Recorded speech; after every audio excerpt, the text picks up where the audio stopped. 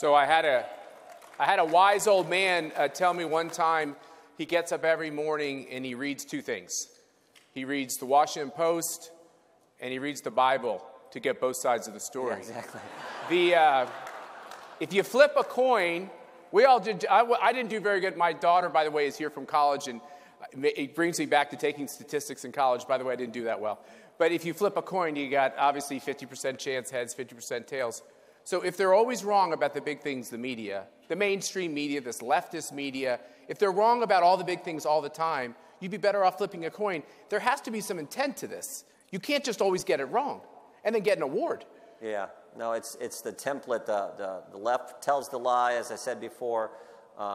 Big media reports it, big tech amplifies it. You try to tell the truth, they call you names. But in the end, if you persevere, the truth will come out. And the one thing I say all the time is that the only thing we get wrong about these, like I remember with the whole Trump-Russia thing, and initially there was a handful of us in Congress and there were a handful of journalists who were saying this thing makes no sense. What they're accusing President Trump of, and the fact that the dossier and all this makes no sense.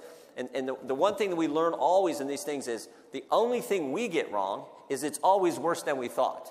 Yeah. And that's kind of even, I guess, more frightening in some ways.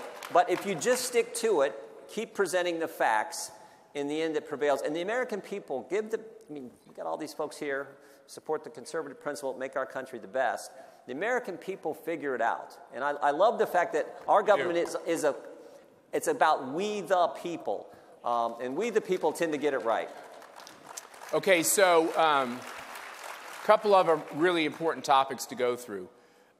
We have the laptop from hell, which also leads to amazing corruption that's occurred around the president's son and his business practices. And then you have the fact that, we've told by our own government that there's nothing to see here. Then you have this, is this the most incompetent cabinet group that we've ever seen? I mean, whenever there's a problem, they don't rush to the problem. They run away from the problem. This impeachment word, which we all hate because it's always used, it seems like, against our side. You know, the House has a lot of power. The Senate has power when it comes to these questions. How do you handle all the wrongdoing within this context of, for instance, Secretary of Department of Homeland Security and this open border and 5 million illegals? How do we make it stop? Well, we were down there last week. We were in Yuma, Arizona, and saw firsthand just how serious this is. And we've been to the border several times in Texas. So the biggest problem is, as I think, as everyone in this place knows, is what's happening to our border. What's happened the last 2 years is intentional. There's no other way to interpret it. It's premeditated. It's done purposefully. And it's why we've had 5 million illegal migrants come into the country, because on day one, remember, Joe Biden on day one made 3 key changes. He said, we are no longer going to build a wall. We're going to get rid of the Remain in Mexico policy while we evaluate people's asylum claims, and we're not going to deport anyone who comes. So if you're coming, you can't fault people for wanting to come to the greatest country ever. So if you're coming, the person knows we won't have to wait in Mexico. There's no wall to get over. And oh, by the way, when we get in, we're not going to get deported. Well, shazam, everyone's going to come, right? But he made that decision on day one. What we tried to do last week was show why it matters. We know how it happened. We know how to fix it. You got to enforce the law and put back in place those policies that were working in the previous administration. But why it matters is that's what we heard from last week. And maybe the best witness we had was the hospital administrator in Yuma, who said there are been multiple times where American families right there in the Yuma area couldn't go to the hospital, to the maternity ward to deliver children because there were so many migrants. And God bless you, we're going to help them. They're going to deliver kids. Obviously, the hospital is going to help them, but they had to go to Phoenix or San Francisco or San Diego, excuse me. And that's all coming to the country, the rest of the country. So is this idea, some of your colleagues are saying we should impeach Mayorkas? Many are saying that. What I've said is, look, that's a decision that the entire conference has to make with Speaker McCarthy and the whole team. Does he warrant? Is it warranted? Certainly. Can I ask you all, what do you think? Impeach Mayorkas? Yeah. So we plan on passing legislation in the next 4 or 5 weeks out of the committee that we think, if implemented, and again, that's the fundamental problem, if implemented would fix the situation. But I just don't think this administration is going to do it. When we had this battle to see who the next speaker was going to be, one of the pleasant parts of that despite the mainstream media getting it wrong, sometimes you have family squabbles, and sometimes something good comes out of it. Yep. All those images, by the way, I only watch C-SPAN. I try not to watch too much other stuff. But the images you could see coming out of the floor was some, pretty far on the left members working with some people pretty far on the conservative side in our conference, and they started coming together and talking because they had a shared commonality in the fact that anybody in leadership, I mean, Nancy Pelosi did amazingly things in leadership that no one's done to try to stop free speech in the House of Representatives. They had a commonality of, hey, what's so wrong about having amendments and people being able to offer things? Do you see that as an outgrowth of what happened with that? I do. I think there's some positive there. There's in the history of our great country. Come on, say something nice about Sheila Jackson Lee. There's got to be something. Yeah, I always say in the history of our country, only about 12,000 individuals have had the opportunity to serve in the United States Congress. Yeah. And it is truly a privilege. And I think members take it that way. And when they're, as a member representing the folks back home, the approximately 800,000, they want to make sure they have an opportunity to offer amendments, to be engaged in the debate, and function the way the founders envisioned particularly our House of Representatives, how it was supposed to function. So some of the rule changes that we got in place through that struggle, I think are pretty positive. Yeah, I feel actually very positive that the pain of the situation to get to Kevin McCarthy as Speaker has set us up to be much more successful as a conference. It's honest, and it's been public. But yet there's also responsibility. You talk about the thousands of people who have served in the House. Should you be allowed to use your chairmanship to just say and do anything and purport these lies?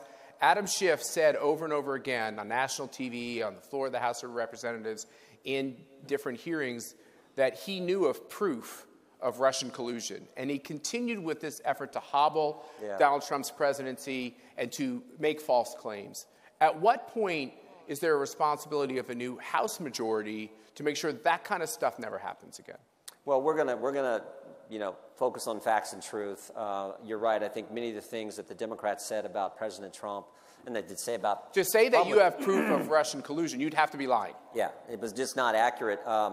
So we're gonna work hard to make sure we don't do that, and we have the facts to back it up. But again, I point this out. In spite of all that, think about what President Trump got accomplished. Amazing. Yeah. I mean, the idea that they attacked him so much... I may have told this story here last year, but early in the administration, I remember Mark Meadows and I were in the West Wing there, early in President Trump's administration. I think we remember in Jared's office or some office, and they had a big whiteboard on the wall. You've seen the same. I know his office. That was Steve Bannon's office. Maybe it was. Yeah. So a big whiteboard on the wall, and they had literally listed every single promise that President Trump had made to the American people in the. And the problem with Trump is it was a really long list. It was, but they were checking him off. As he, cutting taxes, reducing regulations, getting out of the Iran deal, getting out of the Paris Climate Accords, conservatives on the court. You just go down the list. Building the wall. That's how you're supposed to govern. So in spite of everything they did to him, he got things done because he focused on doing what he said he would do and sticking to the Constitution and doing things the way you're supposed to in our country. That's the attitude I think we have in the House. Under Speaker McCarthy's leadership. And that's the attitude we have to bring to bear, because if we don't have that attitude, as mean and tough as the left is, we're not going to make it. We've got to have that attitude if we're going to take on the left and what they're trying to do in the country. One final question, because we're over our time, and I've seen you control the time on your committee. You're pretty rigid, by the way. You make people talk fast. This whole idea of big tech, censoring us, shadow banning us. Basically, I know it's a legal argument, but the American people believe that that's an abridgment of their First Amendment rights, even if a lawyer will say, well, give you some kind of out clause on that. What are you going to do as the chairman to make sure the disgusting tracking the American people, intimidating the American people, these platforms are pushing woke? What are you going to do to stop it? Well, Jonathan Turley used the term censorship by surrogate because you had the government, you had the FBI agent Elvis Chan sending emails to the big tech companies, Twitter, Facebook, and Google, to the big tech companies saying, we think these accounts, these tweets violate your terms of service. That's crazy, right? That was going on. And then Twitter would take down those accounts or use their term visibility filtering. They'd shadow ban and do things to these tweets. And so, yeah, this is wrong. We're working with Energy and Commerce. You have to look at Section 230, transparency, all that stuff. Section 230, like let them get sued when they do these things. All these things have to be examined, and in legislation, the legislation will probably come out of Energy and Commerce But yeah, we got to do that. We got to do, because I think it's the right term. Censorship by surrogate. The government pressuring, priming these social media companies to shape and mold the message instead of just letting, again, we the people get the facts and the information and decide for ourselves. Well, I have a feeling that all of you are rooting you on, and the chairman of the Energy Commerce Committee take on that fight. Jim Jordan, tell them what you think. Thank you. Thank you, brother. Thank you all. Thank you all. Have a great day. Have a great week.